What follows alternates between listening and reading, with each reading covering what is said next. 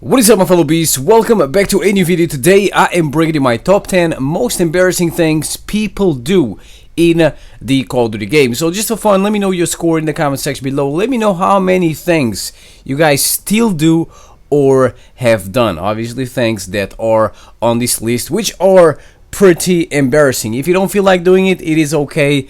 But, I'm going to do it for fun. As I talk about these things, I'm going to tell you guys if I've ever done them or not. So with no further ado, at the number 10 position, we have making a racist or, offensive emblems. So this is something that started happening in Black Ops 1 when Treyarch put in the game the emblem creator, which also appeared in Black Ops 2 and other Call of Duty games. A lot of people use this as an opportunity to show who they really are, to show that they are little scumbags. So a lot of people like making racist, offensive emblems, stuff related to Jews and the Nazis or black people and the KKK. What is that, man? That is not cool.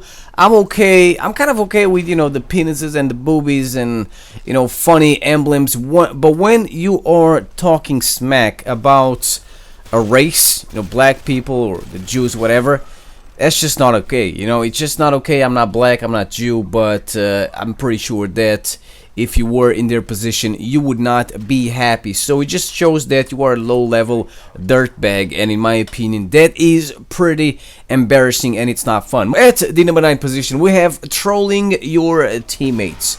This is also pretty embarrassing. It is dumb. What is the point? Are you trying to make little kids cry so you can make your little YouTube video? Who watches that? I mean, that's just, you're hurting the team. It's not fun. You are wasting people's time, man. You know what? I like trolling. Yeah, trolling is cool. It's cool to get reactions out of people. It's cool when they send you hate messages because of how bad you troll them. But I choose to troll the enemies and not my teammates. Yes, it is harder, but let me tell you something. When you kill an enemy by doing something trolly, by making a trap on the ground that is gonna get the enemy players killed. I like using the tactical insertion and the bouncing Betty. Or when you trap a noob in the corner and you just leave him there for a few seconds clawing for breath and then you smack him in the face and kill him. That is way more delicious than trapping a teammate in the corner, which takes no skill to do, even though like trolling doesn't really take skill, but whatever. Yeah, so yeah, trolling teammates is dumb and it's pretty embarrassing in my opinion. You should be trolling the enemy. Then we have at the number 8 position, just using overpowered guns 24/7. This shows that you are probably pretty garbage at the game and you can only play the game by using easy guns. You don't like a challenge, you don't like variety, and that's embarrassing in my opinion. It is okay to use overpowered guns once in a while. I mean, if you're trying to get a lot of kills or very high kill streaks, you're not gonna do it with an executioner, but if you do it with an executioner, it's gonna be 10 times more impressive than if you do it with an ACR. Everyone can do it with an ACR, but not everyone can do it with an executioner. It takes no skill to use an ACR. I'm saying the ACR just as an example. It takes no skill to use the damn thing. It's boring. Everyone can do it. And usually I like playing a game which is, whenever I play Black Ops 1, once in a while I look at the, I try to find the guy with the highest rank and I try to guess which gun he uses the most. You can click on his combat record and you can check that. And usually this is pretty easy because people just use the FAMAS or the AK-74U. Why? Well, they use the damn things because they are easy mode, they take no skill to use, and by using them 24/7 they can have a high kill death ratio and they can get kill streaks very, very easily. Then we have at the number 7 position, reverse boosting. This is pretty pathetic, man. So reverse boosting is when you kill yourself over and over again on purpose so you can have the lowest kill death ratio you can get. So you can play against delicious little jimmies instead of playing against people that know what they are doing. In certain Call of Duty games, if you have the lowest kill death ratio ever, you're gonna play against people also with the lowest kill death ratio ever. If you have a high kill death ratio, you're gonna be playing against people with a high kill death ratio. So this was done mostly by YouTubers, those YouTubers who just post high scoring gameplays every day and whatever. How do you think they do this? They do this by reverse boosting. It's the only way they're gonna be able to play every single day against the no thumb squad, little Billy, little Mikey, little Bobby, who don't know what's going on. They are just crouch walking all over the place like ducks. Most likely they don't even know how to fire their gun. And then you have this try-hard, hungry, just hungry for kills, just running around all over the place, destroying them. Then we have at the number 6 position, camping slobs. So camping is something that obviously little Billy, little Mikey and whatever love doing, because it takes absolutely no skill. Everyone camps. I mean, when you're reloading your gun, you're camping. If you sit in the corner, or when you're getting your health back, you're kind of like, you're camping. But that doesn't really count as camping. Some people really take it too far. The game starts and just sit in a corner, behind the barrel, or inside the room the whole game. If they don't get killed, they're gonna stay there the whole game. I can't do this. This is boring, and it just ruins the pace of the game, and that's what kind of like pisses me off. And as an excuse for camping, the slobs like saying it's a valid tactic, you know, in a real war, people don't run around like dumbasses, they camp and whatever. First of all, this is not a real war. We're talking about a video game. And second of all, picture this, alright? The game starts, and all players on your team and on the enemy team just sit in the corner. No one freaking moves. Who are you going to kill?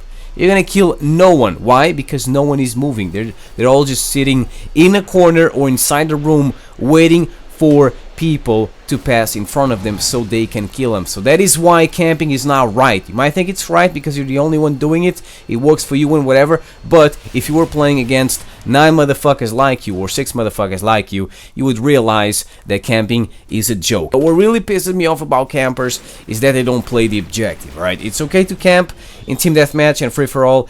You know, it's not okay to camp, but at least the objective in those game modes is to get kills, and campers get kills, so whatever. But most people like doing it in domination just for the kills, because it is easy.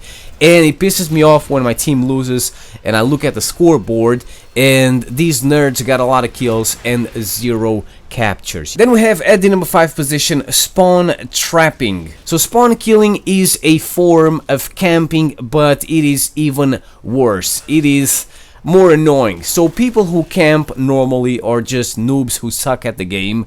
People who can't play the game, so they camp because it's easy, so that they can get a high kill death ratio and all the kill streaks, whatever.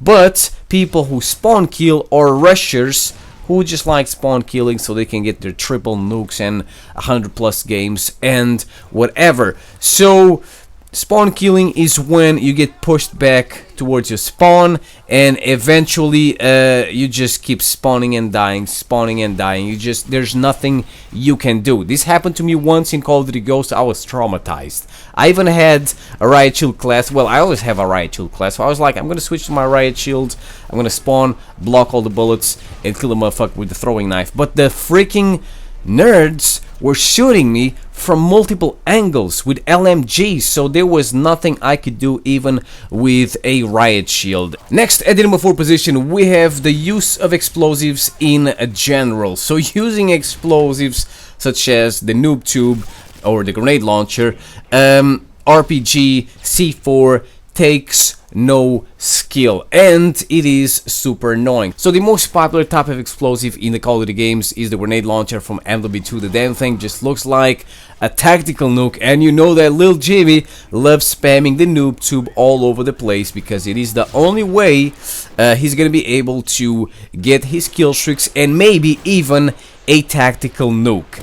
Then the RPG is also something that is super annoying. It's used a lot also in EMBLEM 2 and the classic Call of Duty games. Then we have the C4, which is also super used in Black Ops 2 because it's so easy to spam. You can get it back with Scavenger, and you can pretty much throw a C4 across the map because it is so lightweight. So using explosives is annoying. It takes no skill. It is something you should not be doing unless you are using an RPG to destroy UAVs or helicopters or whatever. Yeah, that takes skill to do, but using explosives for getting kills takes absolutely no skill, and obviously people who do this are garbage at the game. I mean, if you think that it is okay to spam explosives, just picture everyone using the explosives. Yes, it is fun when you are the only one doing it, but if you get if you get bombed by noob tubes from the enemy team, I'm pretty sure you are not going to have fun. Then we have at the number 3 position, buying Call of Duty points in Black Ops 3. Let me tell you something. This is not only embarrassing, but it is also dumb. If you're buying Call of Duty points with real money in Infinite Warfare, Modern Warfare Remastered, it is okay because at least you are getting rewarded and you can still get your guns. But in Black Ops 3, most people are getting zero. Most people are getting ripped off, and they just keep doing it over and over again. A lot of people have bought so many COD points that they could buy with that money. They could probably buy, I don't know, Black Ops 3 at least 10 times or even more. The supply drop system in Black Ops 3 doesn't give you anything. It doesn't reward the player, and in my opinion, no one should be buying Call of Duty points. Black Ops 3 is super popular. People do it because of these YouTubers making supply drop openings and whatever. And yeah, the DLC guns are fun. I get it. People wanna get these DLC guns. The easiest way to try to get them is by just buying Call of Duty points. It's definitely easier than playing the game and getting 100 wins or 75 or whatever, but you're feeding the machine, man. And while you are feeding the machine, and as long as you're feeding the machine, it's not gonna stop. I'm pretty sure that if people had stopped buying Call of Duty points in Black Ops 3 a long time ago, they would have changed it to match the ones from Infinite Warfare and Modern Warfare Remastered. At this point, half of the Black Ops 3 player base still does not have a quarter of the DLC guns, but as I said, it just keeps spending money, and the developers of the game feel no need to change the supply drop system because of all these dumbasses. And then we have at the number 2 position, boosting. So boosting is something that was very common back in the day in the classic Call of Duty games. Once in a while when you play these games, you still find some boosters. Games like Modern Warfare 2, Modern Warfare 3, Black Ops 1 and Black Ops 2 were infested with boosters because of the equipment called tactical insertion, which allows a player to spawn wherever you want. So this is what people would do, what boosters would do. They would get their boyfriend to spawn on the enemy team, then they would, they would meet in a certain location. First they would make out for a little bit, and then after that the boyfriend would lay down his tactical insertion so he could spawn there in the little secret spot, and they would kill each other for kill streaks, for nukes and all that stuff. Pretty much, I mean, this was done by people who sucked at the game, but they wanted to look good, they wanted to win matches, they wanted to get kill streaks, they wanted to get nukes, they wanted to tell all their friends at the kindergarten that they were beasts at the game, that they had a very high kill death ratio. But I mean, what is that? You're not playing the game, man. The game is playing you. You're not doing anything. You're just killing your boyfriend, poor thing. You're just standing there, not doing anything, just getting killed over and over again.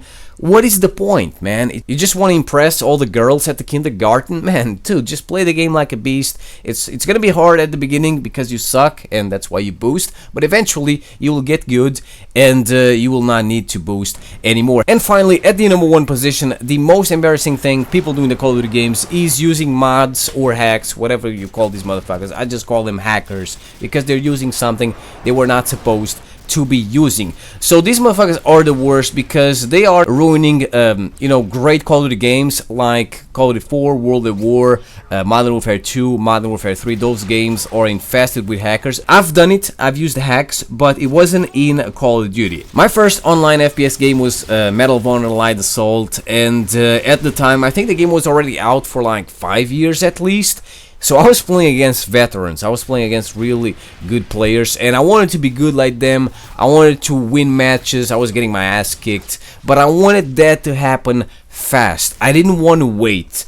So I got wall hack. I don't know how that happened, and I was just running around, seeing people through walls. I was winning matches. I was getting kills, and I thought I was a beast, but in the end, I was absolutely pathetic. So there you go, ladies and gentlemen. This is my top 10 most embarrassing things people do in the Call of Duty games. Let me know your opinion in the comment section below. Thank you for watching.